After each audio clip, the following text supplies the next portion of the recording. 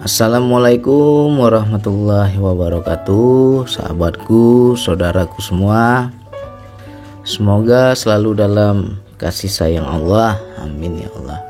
Ya, semoga hati kita selalu bahagia, zahir dan batin, amin ya Allah. Pada kesempatan kali ini ya kita mau bagi-bagi cerita ya, ngobrol-ngobrol. Ya anggap aja dongeng, ngoceh-ngoceh ya kan. Mudah-mudahan ada manfaat yang bisa diambil. Yaitu saya ingin menjelaskan tentang bedanya hati dan hati nurani. Hati dan nurani itu berbeda. Kata hati dan kata hati nurani juga berbeda. Bedanya di mana, Bang? Kalau kata hati itu lebih global ya, campur aduk. Tapi kalau kata hati nurani itu lebih spesifik dia. Makna nurani ini adalah suatu petunjuk pada hati kita. Jadi orang yang dikasih petunjuk itulah yang dikatakan nurani. Ya. Kalau perasaan itu sama dengan kata hati, perasaan. Ya. Perasaan juga bisa banyak macam. Bisa bentuknya petunjuk, bisa juga bentuknya nafsu. Bisa juga bentuknya bisikan-bisikan setan. Jadi jangan selalu kita berkata, aku ikut kata hati aja lah. Ya, kenali dulu hati yang mana yang kita ikuti. Hati nurani kah? Atau hati yang lain? Karena hati itu ibarat sebuah wadah, ibarat sebuah gelas, bisa diisi apa aja. Mau dimasukin kopi bisa, mau dimasukin teh bisa. Dia kan hanya tempat. Ya. Segala bisikan hati bisa masuk. Ya, bisikan setan bisa masuk. Tapi kalau kata hati nurani ya di situ pancaran nur ilahi. Di situ ada petunjuk, di situ ada pembeda. Macam mana Bang contoh-contoh hati nurani ini? Ya kita bisa paham kebenaran. Yang mana benar, yang mana salah. Ya. Contohnya saja kita berbohong. Mungkin lisan kita, zahir kita bisa menutupi kebohongan. Tapi di hati kita nggak bisa menyangkal bahwa itu bohong. Itulah kata hati nurani. Ya, kita sudah tahu salah, masih juga kita lakukan. Tapi kita nggak kuasa menolak perbuatan dosa itu, ya kan? Udah tahu aku Bang salah Bang, tapi nggak bisa aku tolak Bang. Masih juga aku lakukan Bang. Ya yang menyaksikan salah dan benar itulah hati nurani. Ya kan? Penyaksi. Bisa juga kita bilang jiwa yang dipancarkan oleh nur. Karena jiwa inilah yang sebagai penyaksi. Ya. Itu sebenarnya ayat Al-Quran itu sudah terjadi saat ini, nggak tunggu kiamat. Ya kan? Saat ini sudah terjadi. Yang mana Bang contohnya? Ya ketika kita nanti di akhirat kelak mata terkunci, bibir terkunci, lidah terkunci, nggak bisa ngomong, ya kan? Semua anggota fisik kita berbicara terkunci semua. Sama orang-orang yang melakukan nafsu, yang mengikuti nafsu itu sebenarnya terkunci dia. Udah tahu salah, dia bikin juga. Ya kan? Seperti itulah si penyaksi tadi. Ya. Jadi kalau kita mau ngomong-ngomong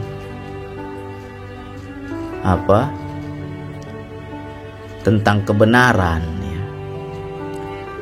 Tentang kebenaran itu seharusnya kita ikuti nurani.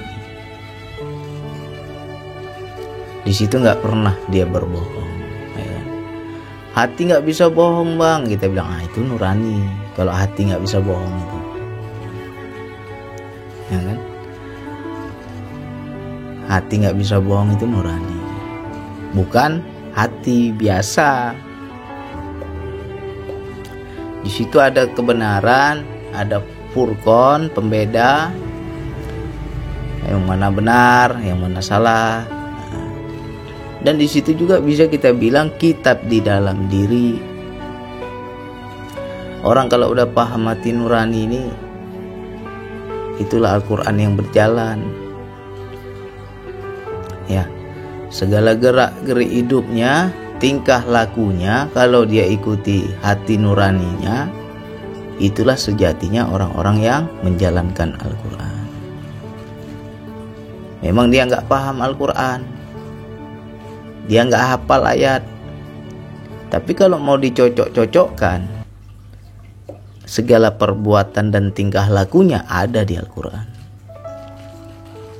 ada di kitab Quran, ya. Karena ayat Allah itu kan ada yang tertulis, ada yang tidak tertulis. Nah, kalau kita udah paham hati nurani itu begitu, ya kan? Sebenarnya dalam hidup ini ya kita jangan terlalu mengkerdilkan dalam menjalankan ketuhanan itu. Jangan kita asal ikut-ikutan orang, siapapun gurunya, siapapun ajarannya, ya. Tanya dulu hati kita, ini cocok nggak?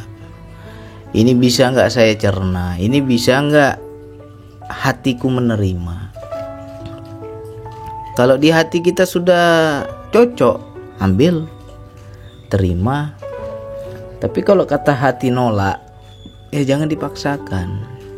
Sesungguhnya itu petunjuk, ya. Jadi beruntung nih orang-orang yang dia lebih mengolah wilayah hati ini, wilayah rasa, wilayah hati, ya kan? Banyak-banyak dia berbicara di dalam diri. Kalau dia bisa seperti itu enak. Apa-apa tinggal tanya dan akan dapat jawaban. Dan gerak hidupnya juga nggak akan menentang dengan ajaran Allah. Justru itulah petunjuk yang di dalam diri, ya kan? Bisa juga kita bilang ya hati nurani itu adalah guru sejati, bisa, ya. Yang mana benar, yang mana salah, yang mana yang boleh, yang mana yang nggak boleh, di situ udah ada semua. Makanya kan sering tanyalah pada dirimu, nah, itu kan sering itu kata-kata itu kan. Tanyalah pada dirimu, jawabannya sudah ada pada dirimu. Diri yang mana? Nah, jadi kita harus bedakan itu. Ya, memang halus sih antara hati dan hati nurani itu halus. Sama tapi tak serupa. Ada bedanya. Ya. Kalau hati, kata hati itu bisa global. Macam-macam bisa masuk. Tapi kalau udah nurani ya situ udah pancaran petunjuk. Di situ satu nggak, apa cirinya bang kalau hati nurani? Tidak ada keraguan. Ketika kita sudah dapat membaca hati nurani itu nggak ragu, yakin. Aku yakin memang dari Allah ini petunjuknya. Dan ketika kita lakukan mengikuti petunjuk itu, pasti benar, pasti terjadi, pasti nggak ada yang salah, ya. Dan apa yang langkah yang kita pilih itu benar itu. Ya gimana nggak benar, udah nur ya kan, sudah cahaya, udah terang, ya kan, udah dikasih lihat, Misalnya begini, ada seseorang yang berjalan di kegelapan, seseorang yang gak ada cahaya, pasti meraba-raba, bisa kesandung, bisa masuk lubang, bisa tersandung, bisa jatuh. Karena apa? Meraba-raba dia. Tapi bagi orang-orang yang sudah ada cahaya, jauh ke depan dia sudah bisa lihat, ya kan? Oh, jalannya ke sini, oh arahnya ke sini, oh nggak boleh lewat sini, situ ada lubang, oh saya harus ke sini. Tertuntun dia, dan apabila dia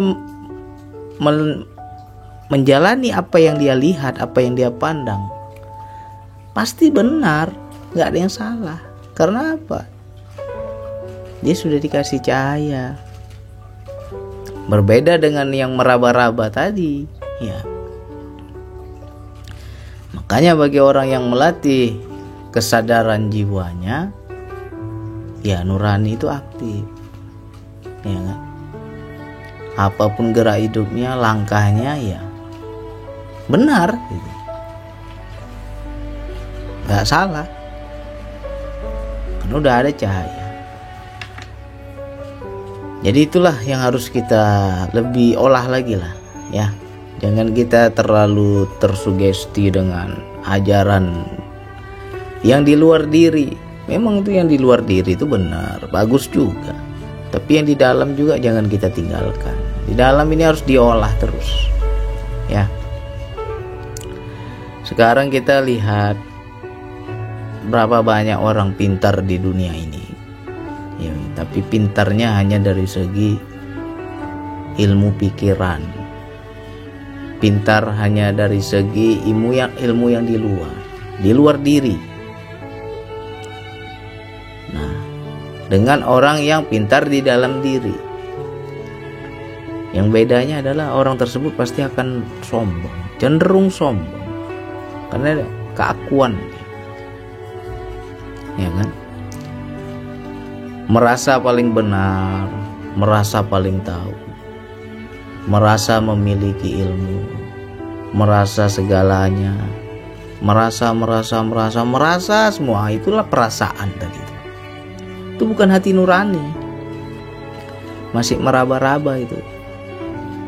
Nah, kalau orang yang hati nurani, dia nggak ada ngotot pada kebenaran, nggak ada. Kenapa? Dia sudah yakin benar. Ngapain lagi aku mau bela-bela kebenaran ini? Yang namanya sudah benar kok, ngapain dibela lagi, ya kan? Yang hak itu nggak perlu dibela. Kalau yang hak itu dibela, ya berarti belum hak itu. Nah, jadi bagi orang nanti nih, ini bayangan saya saja, gambaran saya saja. Kita lihat saja berapa tahun ke depan nanti, berapa puluh tahun atau berapa ratus tahun, kita nggak tahu, ya. Tentang hati ini akan lebih banyak orang pelajari, ya.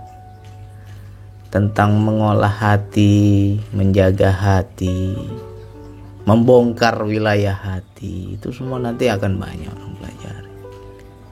Jadi nanti kedepannya itu, gambarannya itu nggak ada lagi orang mempertuhankan agama, ya.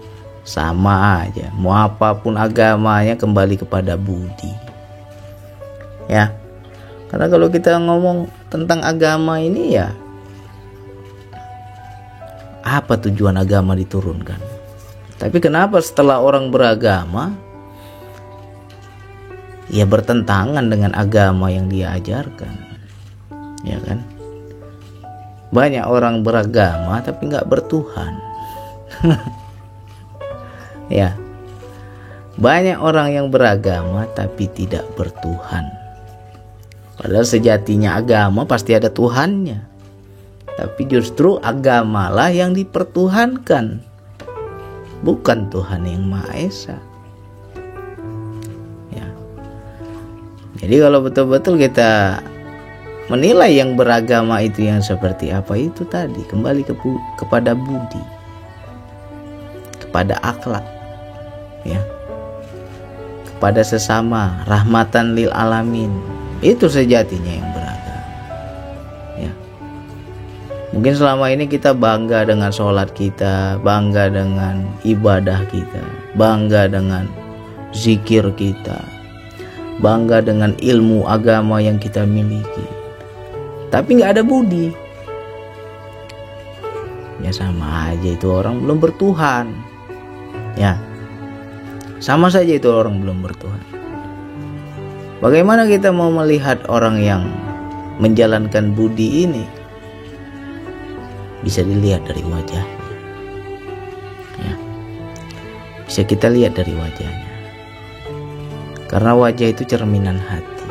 Apa yang ada di hati, terpantulkanlah pada wajahnya. Gak usah jauh-jauh, kita lihat saja orang kota dengan orang kampung. Orang kampung itu padahal nggak ada bermakeup, nggak ada bersoleh, nggak ada mereka itu gimana, ya kan, biasa aja. Tapi kita lihat wajahnya tenang, ya, kayak nggak ada masalah dalam hidupnya, tenang, enak. Beda sama orang kota. Kenapa orang kota kok wajahnya nggak enak dipandang? Ya karena banyak yang nggak bertuhan. Ya, agama nomor 1 dia, tapi nggak bertuhan. Nah, jadi di sini yang harus kita perbaiki, yang harus kita gali. Ya,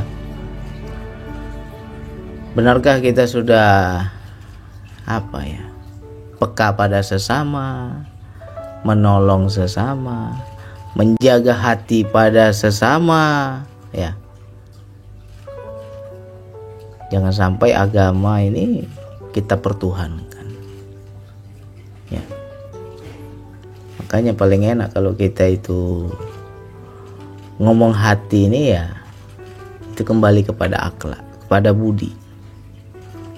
Itulah sejatinya orang-orang yang dipancarkan nur ilahi, ya.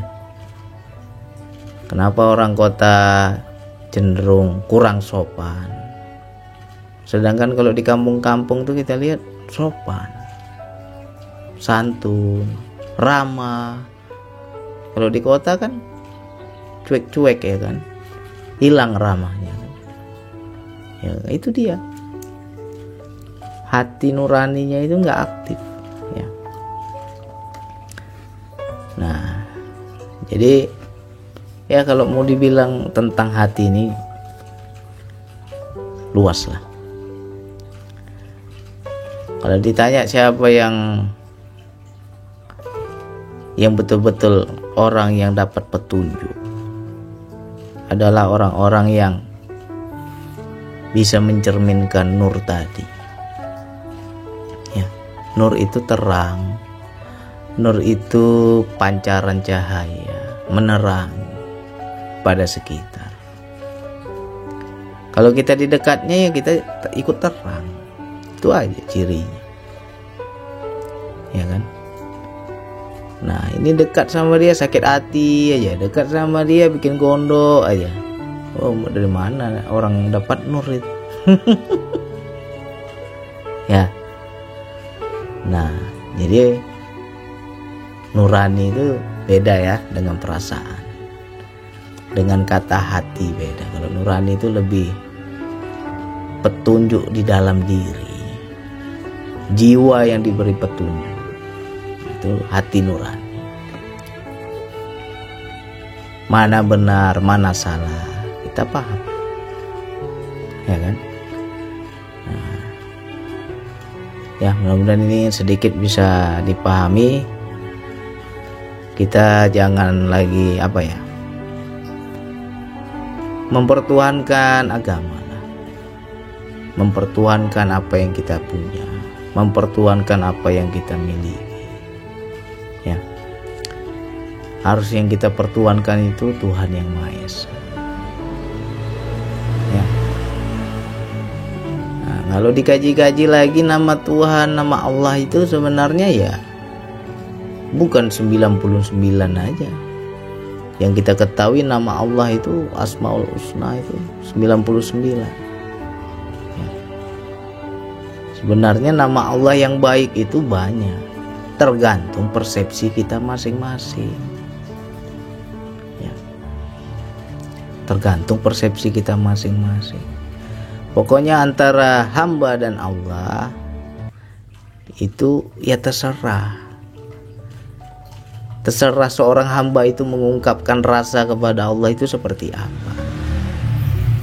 Ya, contohnya saja Bilal, ya, dia menyebut Allah Ahad, ya kan? Ya terserah, itu gambaran dia tentang Allah. Dan kita juga terserah menyebut Allah itu apa. Jadi jangan kita mempertuhankan nama. Tuhanku namanya Allah, Tuhanmu namanya beda, bukan Allah Tuhanmu. Lalu kita merasa benar. Ya, itu orang-orang yang masih menyembah nama. Kalau kita benar mengenali yang namanya ketuhanan, ya terserah orang mau ngomong menyebut apa tentang Tuhan, terserah, ya. Tuhan itu asik. Jadi bagaimana kita menyikapi ketuhanan itu, ya. Makanya banyak para wali-wali Allah, Tuhan dia panggil kekasih. Wahai kekasihku, kekasih dia panggil. Apa nggak boleh? Ya boleh saja, sah-sah saja, ya kan? Karena itu ungkapan rasa dia panggil kekasih.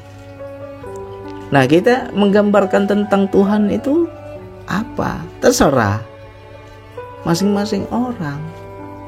Jadi jangan lagi kita sikut-sikutan soal agama, soal ketuhanan, merasa Tuhanku paling benar, merasa yang masuk surga itu hanya golonganku. Nggak usah, ya. Nggak tahu kita endingnya nanti. Bahkan ada orang yang nggak punya agama, tapi dia bertuhan, bisa jadi dia masuk surga, ya. Dia nggak sama kayak kita agamanya, ya. Jadi hati-hati. Jadi kita kembali universal lagi nanti. Selama ini terkotak-kotak. Ajaranku paling benar, Tuhanku paling benar, ya kan? Tuhan yang dia yakini paling benar, yang lain tuh salah. Ya, masing-masing orang beda-beda. Jalani apa yang kita yakini, tapi jangan kita mengganggu. Jangan sampai kita merasa lebih, ya. Harus lebih universal. Ketika kita berhubungan dengan ketuhanan, yaitu rahasia kita sama Allah, rahasia kita sama Tuhan kita. Tapi ketika kita berhubungan sesama makhluk, pakailah nurani, ya, pakai nurani tadi. Itulah sejatinya orang yang beragama. Jadi sedikitlah saya ceritakan kisah saya, ya. Dahulunya saya kerja kapal kalau nggak salah ke India. Kami belayar dari Singapura ke India. Perjalanan 14 hari, ya, kapal supply. Jadi di atas kapal itu bercampur aduk bermacam suku, bermacam agama. Bercampur aduk itu, bermacam suku, bermacam agama. Tetapi kami di situ betul-betul rasa seperti persaudaraan, ya. Ada yang Muslim, ada yang Kristen, ya. Ada yang orang Timur, ada yang orang Barat, campur aduk lah suku, tingkah lakunya, ya. Tetapi pada suatu masa kami itu dihantam badai, dihantam gelombang besar, ya. Semua itu udah takut mati itu semua itu. Ya termasuk saya, namanya kita di tengah laut, Samudra Pasifik itu mana ada lagi yang nolong, ya kan? Akhirnya apa? Kapten itu mengarahkan, kamu panggil Tuhanmu, minta kepada Tuhanmu pertolongan. Ya, kapten saya orang Kristen. Minta pertolongan kepada Tuhanmu. Pakai agama kalian masing-masing, kepercayaan kalian masing-masing, macam-macam lah. Udah berdoa kami semua kan? Berdoa kami semua itu. Jadi di situ nggak ada lagi agama, nggak ada. Kalau kita udah kayak gitu, mana ada lagi agama? Hah? Mau beda-beda agama? Nggak ada lagi agama. Sama Tuhan kita satu. Dialah yang menolong kita di tengah laut ini. Ya. Akhirnya kami berdoa, mengangkat tangan dengan cara masing-masing. Alhamdulillah 4 jam itu, 4 jam kalau nggak salah, 4 jam setelah berdoa itu ombak reda. Ya, hampir terbalik kapal kami. Dibilang mati ya mungkin udah, ya mungkin inilah ajal terakhir ini, kita udah macam-macam pikiran kan. Tapi di saat itu nggak ada agama. Yang ada kita minta kepada Tuhan masing-masing, dan kita nggak tahu entah doa siapa yang dikabulkan, ya kan? Apakah doa yang Islam, apakah doa yang Kristen, nggak tahu. Allah yang Maha Tahu. Ya, dari situlah saya belajar, udahlah ngapain kita mau saling fanatik. Ya. Sejak itulah. Sama halnya ketika terjadi musibah besar, gempa bumi, tanah longsor, tsunami, ada nggak lagi agama situ? Nggak ada agama. Hah? Hancur semua itu. Ego kita hilang semua. Yang ada apa? Kemanusiaan. Itulah yang tadi kembali tadi, agama budi tadi. Ya. Jadi yang dikatakan agama itu budi sebenarnya. Kembali kepada budi. Jangan kita hanya urusan kita kepada Tuhan nomor 1, tapi sesama makhluk sikut-sikutan. Itulah orang yang gak bertuhan. Dia beragama tapi gak bertuhan. Jadi kembali lagi kepada nurani tadi. Kalau kita paham nurani itu, mana benar, mana salah, mana yang sepatutnya, mana yang tidak sepatutnya, kita jadi paham. Ya, gak ada lagi kita saling merasa benar, saling merasa hebat, saling merasa paling suci, gak ada lah. Orang yang merasa hebat, merasa suci, merasa benar, belum pernah dia di posisi seperti itu. Belum pernah dia tahu rasanya suatu saat taruhlah kita ini dihantam musibah hebat, dan di situ nggak ada lagi namanya agama, yang ada hanya kemanusiaan. Kalau udah paham kita posisi itu, barulah kita bisa bertoleransi. Ya, saya luar biasa itu. Kapten saya orang Kristen, malah dia yang ngajak doa. Ayo kumpul semua, naik ke bris, kumpul semua kan. Satu kru kapal itu kumpul semua. Doa kalian masing-masing. Kita nggak tahu doa siapa yang didengar Tuhan. Minta ini biar reda. Kalau begini terus kita terbalik kita ini. Nah, di situ nggak ada lagi. Kita mau ego beragama mana? Ya, nggak ada. Itu yang dibilang orang bertuhan.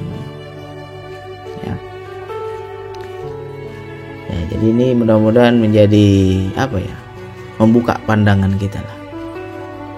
Bagaimana kita memahami hati nurani itu. Ya. Perasaan dan hati nurani beda. Ya. Orang yang memahami hati nurani adalah orang-orang yang diberi petunjuk oleh Tuhan. Di situ dia bisa menilai mana benar, mana salah. Ya, mudah-mudahan kita teranglah hati kita. Dan kita bisa menjadi diri yang bertuhan, betul-betul bertuhan. Jangan sebatas beragama saja, tapi nggak bertuhan. Ya. Sedangkan Allah saja, bagaimana biar dia jadi Tuhan? Dia ciptakan makhluk. Ya. Kuciptakan makhluk biar aku dikenal sebagai Tuhan. Itu kata Allah. Nah, sedangkan kita hanya bertuhan saja, tapi makhluk kita enggak saling peduli. Bagaimana gambaran bertuhan itu? Ya kan? Kalau betul kita bertuhan, ya sesama makhluk baik-baiklah kita. Itu sejatinya orang bertuhan. Kembali kepada budi, kepada akhlak, kepada keprimanusiaan. Itu sejatinya orang bertuhan. Jadi kalau kita kenali Tuhan itu Maha Esa, ya sudah, nggak usah gontok-gontokan. Nama Tuhanku Allah, nama Tuhanmu beda. Terus kita jadi nggak cocok. Ya berarti sempit kali pikiran kita. Terserah orang mau pakai kepercayaan apa, agama apa, jalannya apa, itu urusan dia sama Tuhan. Yang penting kita sesama makhluk, ya, jangan kita cakar-cakaran. Biar bagaimanapun kita tetap dari Tuhan satu yang sama, ya, tetap dari satu Tuhan yang sama gitu. Namanya Maha Esa. Ya, jadi kalau orang kepercayaannya beda, agamanya beda, nama Tuhannya beda, itu ungkapan rasa mereka kepada Tuhan. Ya. Nanti kita bahas lagi nih nama-nama Allah yang lain. Jangan kita bilang cuma 99, sempit kali. Terserah kita mau ungkapan kita tentang Tuhan itu apa, selagi itu baik ya. Terserah. Seperti Bilal, Ahad dia bilang Tuhan. Ya. Para wali-wali Allah, kekasihku dia bilang. Itu terserah. Ya. Tuhan itu mah asik. Kita aja yang kurang asik. Ya, mudah-mudahan ini manfaat untuk semua. Diulang-ulang lah, ya. Diulang-ulang, mudah-mudahan kita lebih baik lagi lah. Lebih lembut lagi lah pada sesama, ya. Jangan kita terlalu mempertuhankan agama. Justru dengan ada agama baru ada Tuhan. Ya. Ini kita beragama tapi nggak bertuhan. Hanya itu yang bisa saya sampaikan. Wassalamualaikum warahmatullahi wabarakatuh.